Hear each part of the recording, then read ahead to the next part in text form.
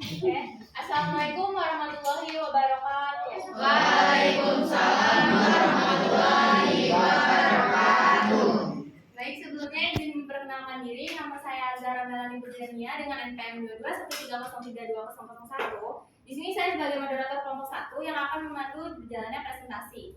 Baik, di sini saya bersama rekan-rekan saya yaitu perkenalkan, nama saya Mega Astuti dengan NPM 2213032002 sebagai pemateri pertama. Perkenalkan, saya Iqbal Aziza NPM 2213032038. Perkenalkan, saya Rifan Julieta Kamila dengan NPM 2213032003. Memperkenalkan diri, nama saya Rahma Isnawati dengan NPM 2213032020 sebagai presentasi keempat. Baik, izin perkenalkan diri, nama saya Novel Dabai Rahmal dengan NPM 2213032040. Di sini saya sebagai presentator. Sebentar. Ada yang lupa instruksinya. Izin memperkenalkan diri, nama saya Asifah Saliha dengan NPM 2213032039. Baik, kami akan mempresentasikan hasil kerja kami yaitu studi politik dan pendekatan dalam ilmu politik yang akan dijelaskan oleh rekan saya Mega.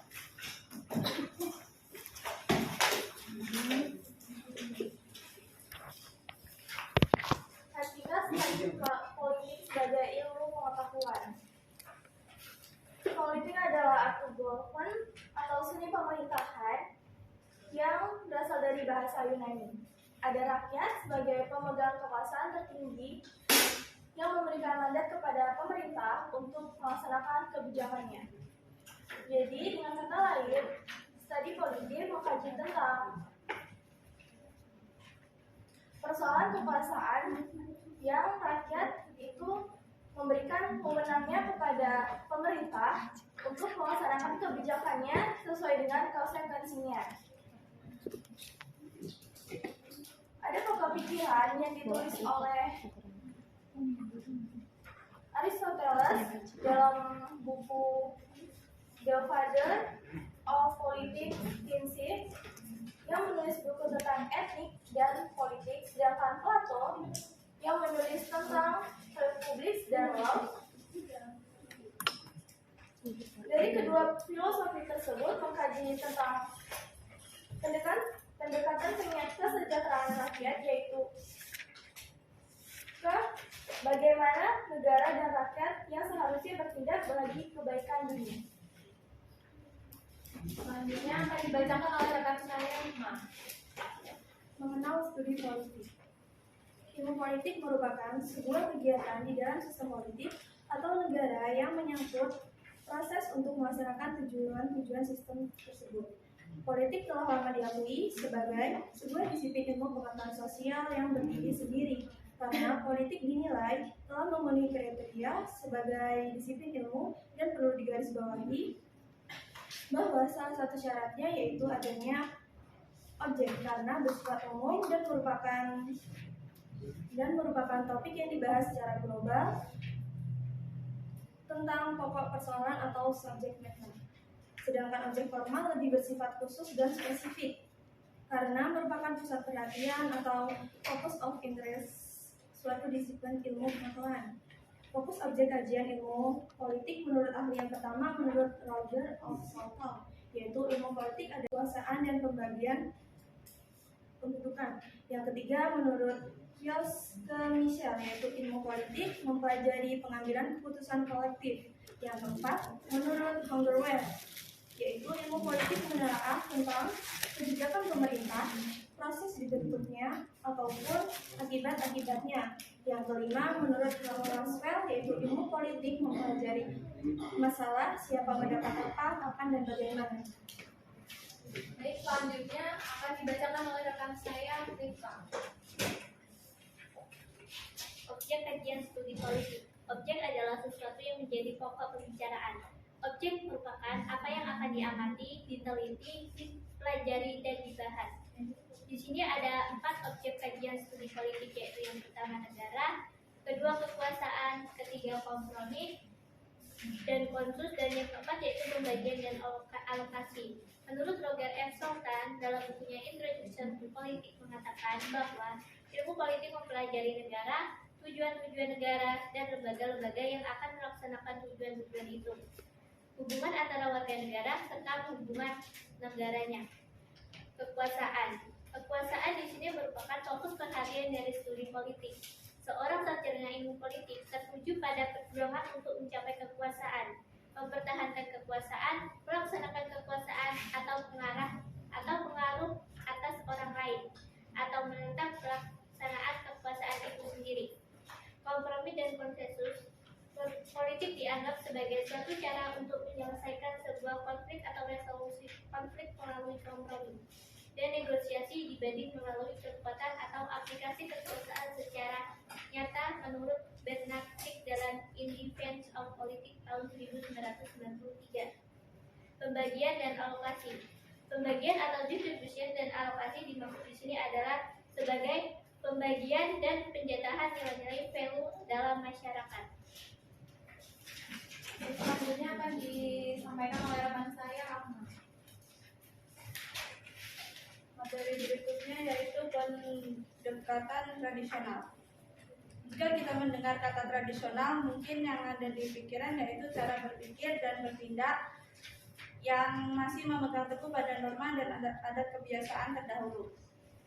Sama halnya dengan pendekatan tradisional ini.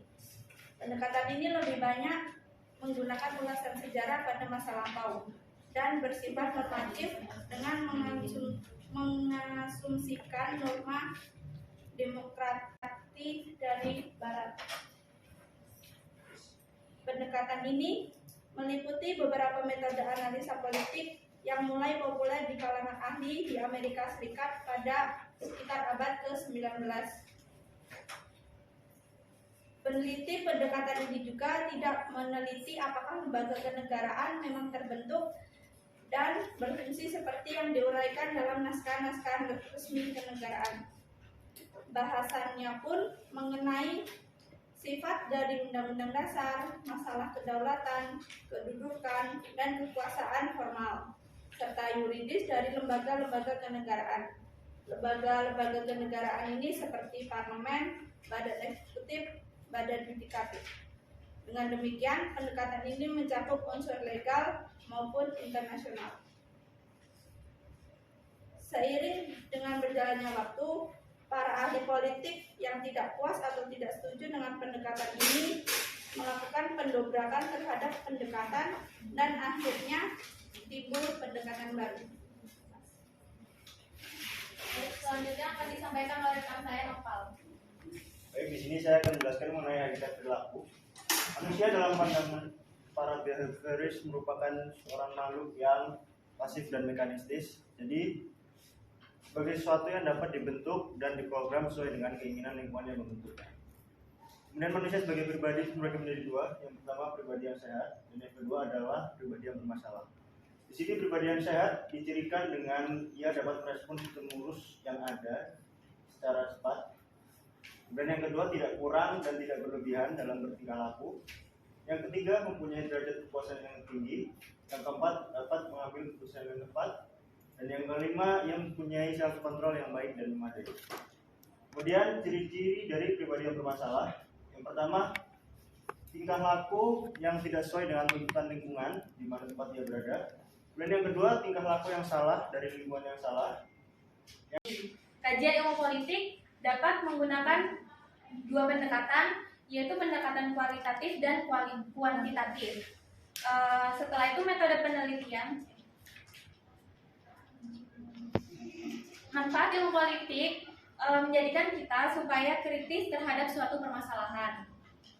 Pendekatan-pendekatan dalam ilmu politik menjadi tiga, yaitu pendekatan tradisional, pendekatan perilaku, dan pendekatan pasca perilaku. Pendekatan tradisional tidak menghiraukan organisasi informal. Bahasan ini bersifat statis dan deskriptif dalam bahasa analitis dan banyak memakai ulasan sejarah dan proses pembahasan fakta kurang dibedakan dengan norma. Pendekatan tradisional lebih sering bersifat normatif dan mengasumsikan norma-norma demokrasi barat. Kelemahannya yaitu bahasanya lebih deskriptif daripada analitis, lebih banyak menggunakan ulasan sejarah seperti menelusuri perkembangan parlementer. Selanjutnya pendekatan perilaku, yaitu perhatian utama mengidentifikasi perilaku kepemimpinan yang efektif. Pendekatan ini muncul setelah pendekatan berdasarkan ciri ini menekan pada sifat seperti kepribadian, motivasi nilai, dan keterampilan mengalami kegagalan. Umumnya behaviorisme ini adalah teori belajar yang menumpukan kajian tentang tingkah laku yang nyata boleh diperhatikan dan diukur. Tujuan terapi behaviorisme ini membantu klien memperoleh perilaku baru, mengeliminasi perilaku dan maladaptif, dan memperkuat serta mempertahankan perilaku adaptif. Terakhir yaitu pendekatan pasca perilaku, yaitu sebuah pendekatan yang masih menumpuk sejumlah perdebatan. Ia menjadi sebuah pendekatan yang komplit karena muncul adanya ketidaksesuaian antara teori yang dihasilkan dengan kebutuhan masyarakat serta menjadi salah satu faktor utama yang menjadi kritikan atau relevansi. Pendekatan ini muncul karena adanya fokus yang berlebihan dari ilmuwan. Pendekatan pasca perilaku ini menjadi sebuah pendekatan yang memiliki kelemahan metodologis dan akhirnya tidak berhasil merumuskan teori-teori politik yang baku, masih menuai perdebatan. Hal ini merupakan sebuah konsekuensi dari proses kesempurnaan pendekatan sebelumnya. Baik, kami tutup. Sekian presentasi dari kami. Kurang lebihnya kami mohon maaf. Terima kasih. Wassalamualaikum warahmatullahi wabarakatuh.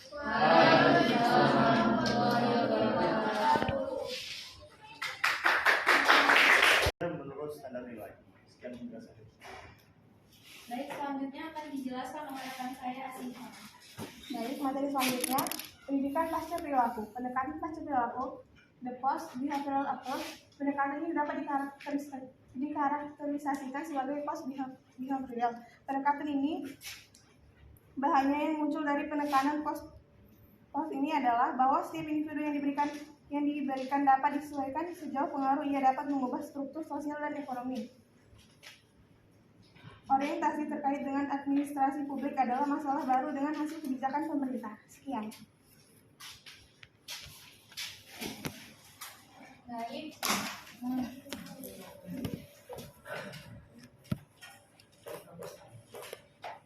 Baik, sampai di sini apakah dari teman-teman ada yang ingin bertanya? Kami silakan.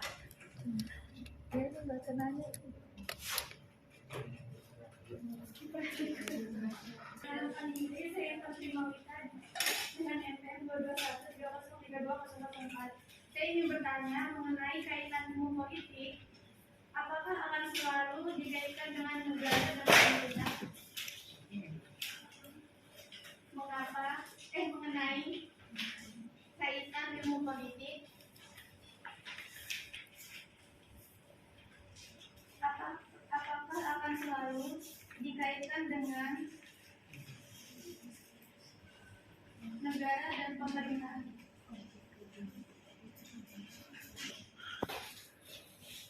Sebelumnya izin memperkenalkan diri, saya Novia Imani Putri dengan NPM 221303206.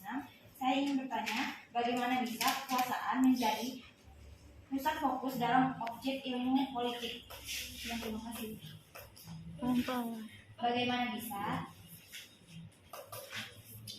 kekuasaan menjadi pusat fokus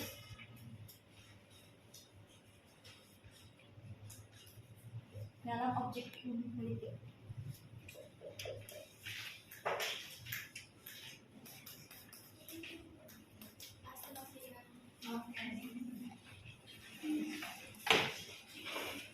Sebelumnya izin memperkenalkan diri, nama saya Adi Kurnia Saputra dari 2013-03-2016. Di sini saya ingin bertanya, apa sih yang menjadi pembeda antara ilmu politik dan ilmu negara? Terima kasih, Adi.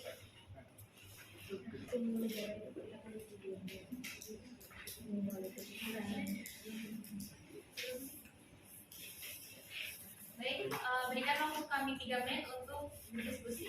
Akan dijawab oleh rekan saya. Baik, di sini saya akan menjawab dari pertanyaan Ivan mengenai kaitan ilmu politik. Apakah akan selalu dikaitkan dengan negara dan pemerintahan? Jawabannya, ilmu politik tidak selalu berkaitan dengan negara dan pemerintahan. Ilmu politik dapat juga diterapkan untuk menganalisis hal-hal di luar sistem negara dan pemerintahan. Contohnya seperti melihat pola kehidupan dalam masyarakat, lingkungan sosial maupun organisasi masa pada umumnya. Terima kasih. Selanjutnya pertanyaan dari Novia akan dijawab oleh rekan saya, Rizky. Baik, di sini saya akan menjawab pertanyaan dari Novia. Bagaimana bisa kekuasaan menjadi pusat fokus dalam objek ilmu politik? Kekuasaan menjadi fokus perhatian utama dalam studi ilmu politik. Dikatakan demikian karena kekuasaan dan politik adalah satu kesatuan yang tidak dapat dipisahkan, di mana politik adalah salah satu bentuk untuk memperoleh kekuasaan. How to get the power. Ketika kita membicarakan politik, maka sebenarnya kita membicarakan sebuah strategi bagaimana kita bisa meraih kekuasaan. Kekuasaan adalah energi yang dimiliki oleh seseorang atau kelompok untuk memutuskan tujuannya yang ingin dicapai. Kekuasaan dalam politik ini artinya menghimpun dan menempatkan energi setiap orang dalam kelompok untuk memperoleh kekuatan dalam memuluskan dan mencapai tujuannya yang dihendaki seseorang tersebut. Terima kasih. Selanjutnya pertanyaan terakhir.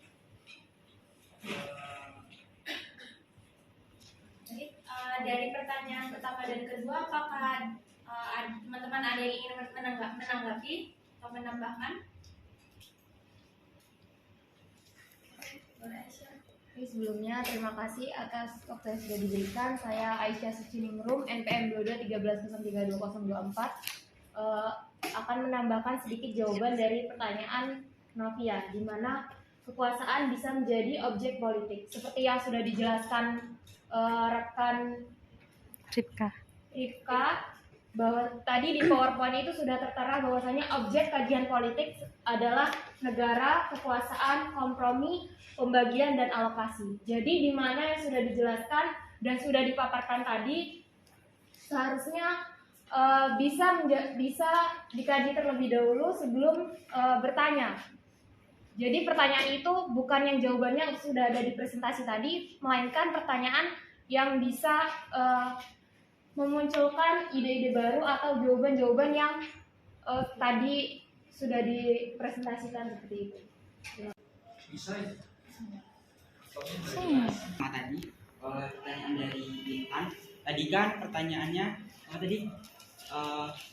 apakah hubungan politik itu selalu berhubungan dengan pemerintahan gitu kan? Tadi jawaban dari teman-teman kelompok 1 menjawab selalu ada hubungannya, dan berdasarkan literasi yang saya peroleh di sini, ilmu politik itu tidak selalu berkaitan dengan pemerintahan. Ilmu politik itu juga bisa diterapkan untuk menganalisis hal-hal yang di luar sistem negara seperti melihat pola kehidupan dan interaksi manusia dan di lingkungan bisnis, sosial, organisasi, sampai komunitas-komunitas dan interaksi manusia lainnya.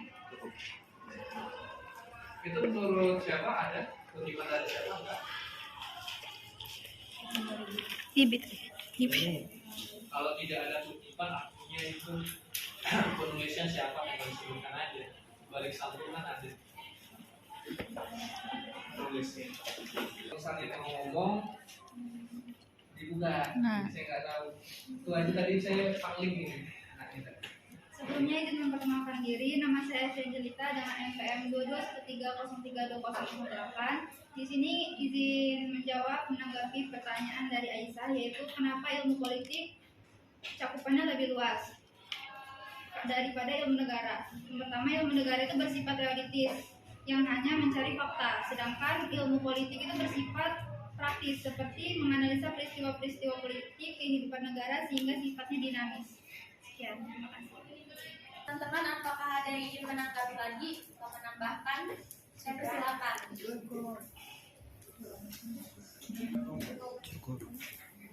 Silakan disimpulkan dulu.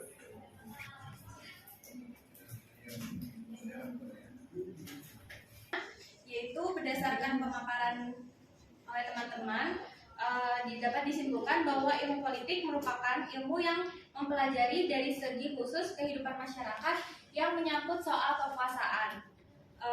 Objek kajian ilmu politik menurut pemahaman kami adalah batasan-batasannya dengan ilmu-ilmu sosial lainnya, mulai dari sosiologi, antropologi, sejarah, geografi, ekonomi, dan psikologi.